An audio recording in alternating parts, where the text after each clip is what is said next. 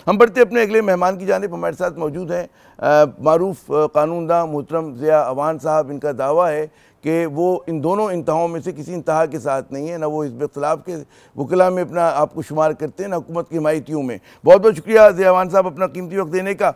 मेरा वही सवाल जो इससे पहले मैंने कामरान मुर्तज़ा साहब से किया कि इस्लामाबाद की जजेस की तकरीरों पर इतना उधम क्यों मच रहा है, क्या वजह है? माजी में तुमने कभी इस तरह के नहीं देखा कि इस तरह का कॉन्फ्लिक्ट हो, इस तरह की हड़तालें हो रही हों, इस तरह के एहतजाज हो रहे हों? जी देखें, बेसिकली बात यह है कि ये दोनों जो हमारे दोस्त साहिबान दोनों तरफ से जो बातें कर रहे हैं, एक ये कह रहे हैं फॉर एंड अगेंस्ट, और जो ये जजेस की तैनाती पे उनका जो रद्द अमल है वो भी नेचुरल है, और जो जजेस कर रहे हैं वो भी एक नेचुरल सी चीज है, और जो गवर्नमेंट के प्लेटफॉर्म से चीजें आ रही हैं वो भी नेचुरल, क्योंकि वो टोटल बायस्ड है। मैं कह रहा हूँ अननेचुरल क्या है? देखें, अननेचुरल ये है कि इनमें से कोई भी इंडिपेंडेंट व्यू के साथ बात नहीं कर रहा, वो सारे के सारे बायस्ड है।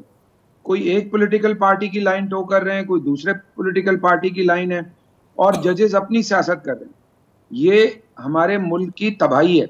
मैं समझता हूं कि जो रूल ऑफ लॉ और जुडिशियल इंडिपेंडेंस को जितनी मेहनत से लोगों ने हासिल किया था, जितनी स्ट्रगल की थी, वो रुइन हो रही है, और इसका कोई ख्याल नहीं कर रहा। हर एक अपनी तावीलें दे रहा है कि हम सही हैं और वो सही हैं। मैं खुद एक इंडिपेंडेंट, मैं तो किसी पॉलिटिकल पार्टी का मेंबर नहीं हूं, और मुझे जरूरी नहीं है कि मैं पॉलिटिकल पार्टी की लाइन टो करूं। तो दोनों तरफ से दोनों गलत हैं? आप क्या समझते दोनों गलत हैं? मैं समझता हूं कि दोनों तरफ से एक्सट्रीम है, और ये दोनों स्टेक होल्डर भी हैं, और जुडिशरी भी स्टेक होल्डर है। They should sit together to at least finalise things के किसी तरह पाकिस्तान एक राइट ट्रैक पे इंसाफ के निज़ाम पे आए, क्योंकि इंसाफ का निज़ाम डीरेल हो गया। जो पिछले चीफ जस्टिस आए, आपको पता है कि पहले जो अपॉइंटमेंट होते थे जजेस के और सारा कुछ, वो सिस्टम खराब नहीं था, लेकिन जो चीफ जस्टिस थे और उनके साथ मिले हुए बाकी जजेस ने अपने अपने चेंबर के लोगों को लाना शुरू कर दिया, जिसकी वजह से ह्यू एंड क्राई हुआ, और लोग बहुत डिस्टर्ब थे, और लोग उस पर अपने व्यू दे रहे थे। उसके बाद ये हुआ कि गवर्नमेंट ने अपना इनपुट डाला। आपको पता है कि जो कुछ जजेस ने कुछ जजमेंट दिए, जिसकी वजह से बहुत ज्यादा इम्बैलेंस हो गया था गवर्नमेंट के हवाले से। गवर्नमेंट बहुत परेशान थी, तो उन्होंने जो है ना रिवर्स गियर मारा, और इस तरह से चीजें की कि जो हमें एक्सेप्टेबल नहीं है। अभी जो 26 अमेंडमेंट है, मैं समझता हूं कि वो किसी भी इंडिपेंडेंट लॉयर को एक्सेप्टेबल नहीं होगी, और ना ही जो पहले चीफ जस्टिस साहिबान जिस तरह से अपॉइंटमेंट कर रहे थे जजेस के, वो भी एक्सेप्टेबल नहीं थी।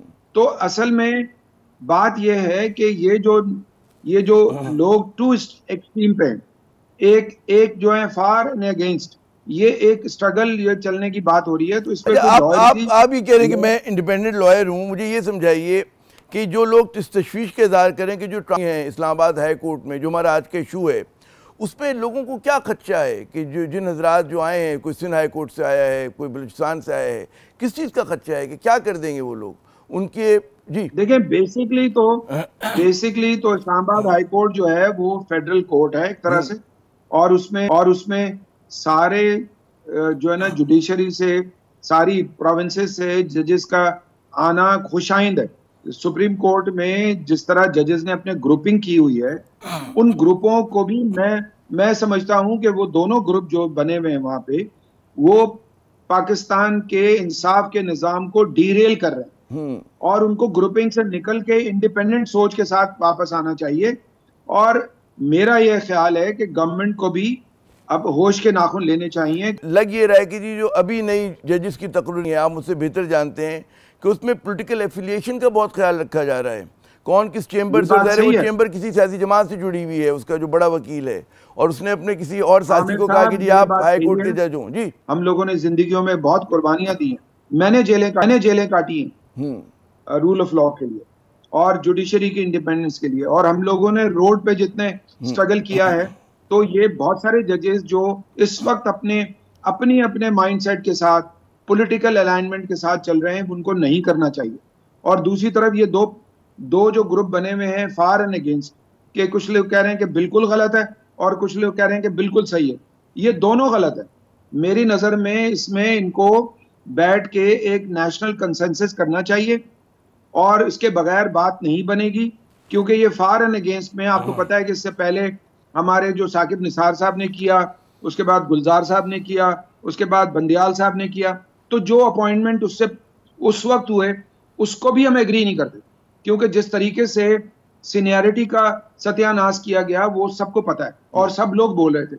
उस पर हुआ ये कि जो गवर्नमेंट ने स्टैंड लिया और गवर्नमेंट ने 26 अमेंडमेंट जो लेकर आए, उससे भी मैं एग्री नहीं करता। मैं समझता हूं कि वो भी एक नॉन कंसेंसस जो है ना, वो एक उनका ऐसा था जिससे मजीद पोलराइजेशन में इजाफा कर दिया। बहुत बहुत शुक्रिया ज़िया अमान साहब, आपने अपना कीमती वक्त दिया। नाज़रीन, बात ये कि पंच लाइन ज़िया साहब ने दे दी है कि जो जजेज़ हैं हमारे, उनको सियासी वाबस्तगियों से बालतर होकर सोचना चाहिए और अमल करना चाहिए। उसी तरह दूसरी अहम नुकता ये कि जनाब जो जजेस की, नए जजेस की तकरीरियाँ हो रही हैं, वो किसी की इस वजह से ना हो कि जी आप किस जो है चेंबर से वाबस्ता हैं, आपकी सियासी एफिलिएशन क्या है, बल्कि मेरिट पे होनी चाहिए। तभी जो है पाकिस्तान और पाकिस्तान का अदालती निज़ाम जो है वो आगे बढ़ेगा।